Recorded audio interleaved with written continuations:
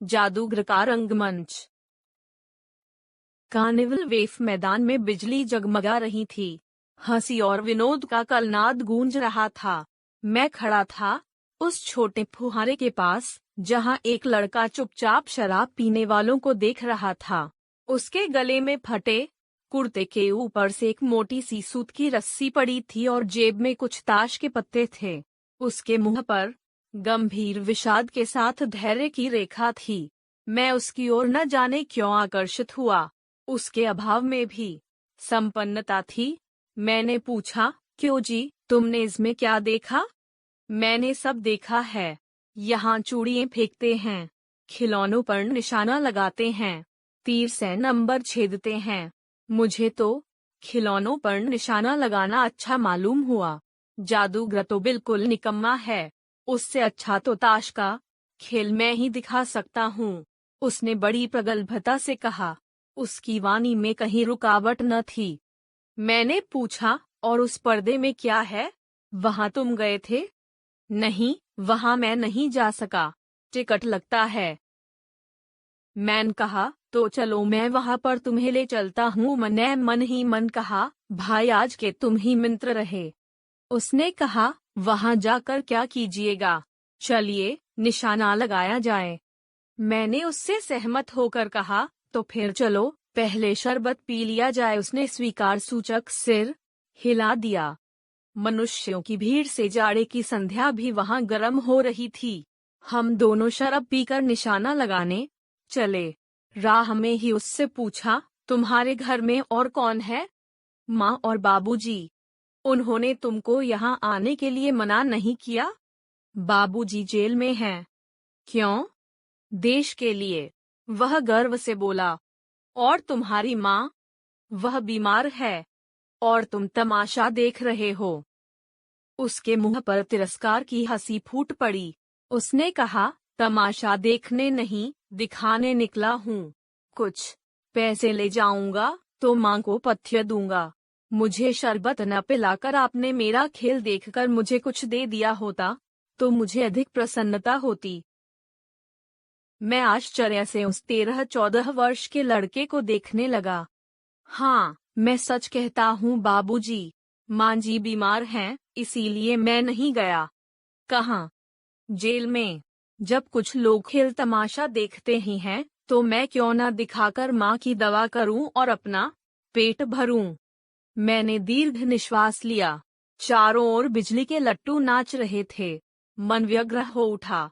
मैंने उससे कहा, अच्छा चलो निशाना लगाया जाए। हम दोनों उस जगह पर पहुंचे जहां खिलौने को गेंद से गिराया जाता था। मैंने 12 टिकट खरीदकर उस लड़के को दिए। वह निकला पक्का निशानेबाज। उसकी कोई गेंद खाली नहीं गई। देखने वाले दंग रह गए। उसने 12 खिलौनों को बटोर लिया, लेकिन उठाता कैसे? कुछ मेरे रूमाल में बांधे, कुछ जेब में रख लिए गए। लड़के ने कहा, बाबूजी, आपको तमाशा दिखाऊंगा। बाहर आइए, मैं चलता हूँ। वह 9-2-11 हो गया। मैंने मन ही मन कहा, इतनी जल्दी आंख बदल गई। मैं घूमकर पान की दुकान पर आ गया।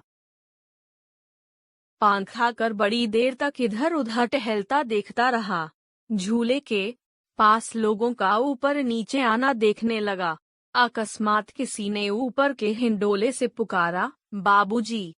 मैंने पूछा, कौन? मैं हूँ छोटा जादूगर।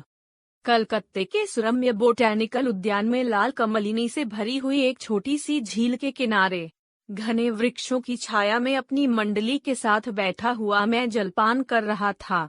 बातें हो रही थी। इतने में वहीं छोटा जादूगर दिखाई पड़ा। हाथ में 4 खाने का खादी का झोला, साफ जांघिया और आधी बाहों का कुर्ता। मस्तानी चाल में झूमता हुआ आकर वह कहने लगा, बाबूजी नमस्ते। आज कहिए तो खेल दिखाऊं? नहीं जी, अभी हम लोग जलपान कर रहे हैं।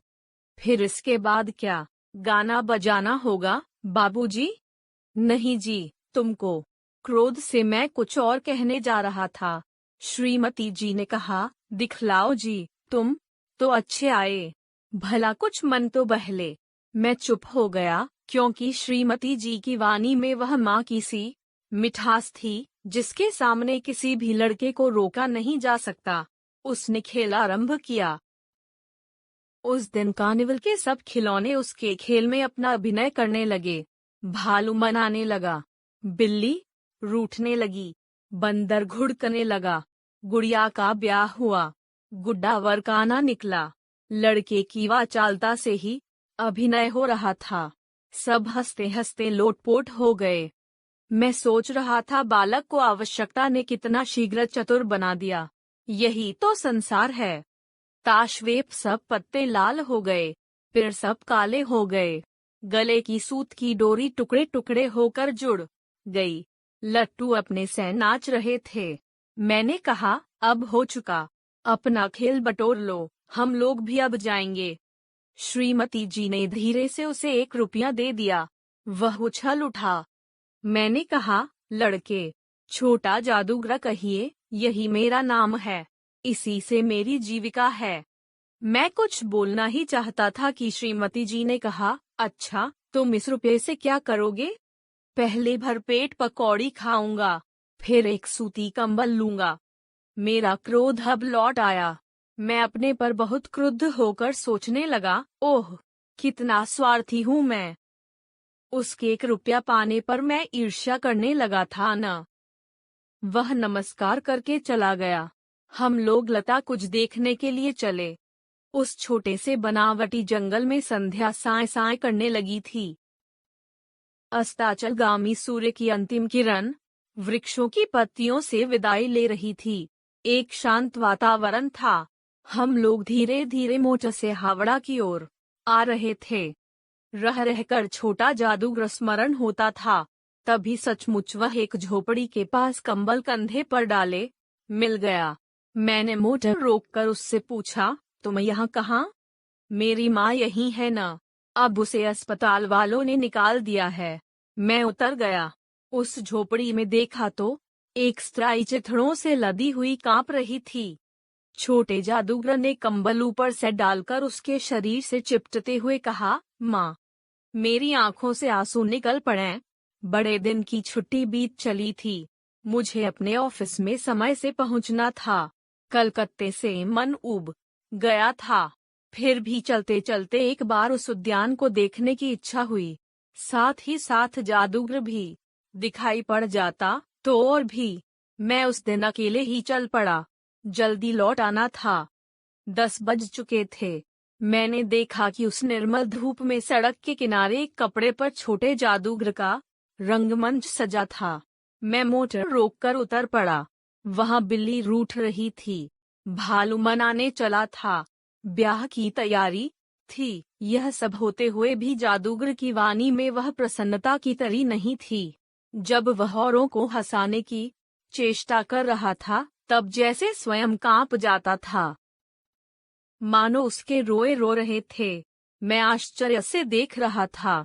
खेल हो जाने पर पैसा बटोरकर उसने भीड़ में मुझे देखा। वह जैसे क्षण भर के लिए स्फूर्तिमान हो गया। मैंने उसकी पीठ थपथपाते हुए पूछा, आज तुम्हारा खेल जमा क्यों नहीं? माँ ने कहा है कि आज तुरंत चले आना। मेरी घड़ी समीप है। अविचल भाव से उसने कहा।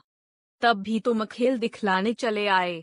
मैंने कुछ क्रोध से कहा, मनुष्य वेप सुख दुख का माप अपना ही साधन तो है। उसके अनुपात से वह तुलना करता है। उसके मुंह पर वही परिचित तिरस्कार की रेखा फूट पड़ी। उसने कहा, क्यों ना आता? और वह अपमान का अनुभव कर रहा था। क्षण भर में मुझे अपनी भूल मालूम हो गई। उसके झोले को गाड़ी में फेंककर उसे भी बैठाते हुए मैंने कहा, जल्दी चलो। मोटर वाला मेरे बताए हुए पथ पर चल पड़ा। कुछ ही मिनटों में मैं झोपड़े के पास पहुंचा। जादूगर दौड़कर झोपड़े में माँ माँ पुकारते हुए घुसा। मैं भी पीछे था, किंतु स्त्राइवेप मुंह से बेनिकल कर रह गया। उसके दुर्बल हाथ उठकर गिर गए। जादूगर उससे लिपट रहा था। मैं स्तब्ध था। उस उज्ज्वल धूप में समग्र संसार जैसे जादू सा मेरे चारों ओर नृत्य करने लगा।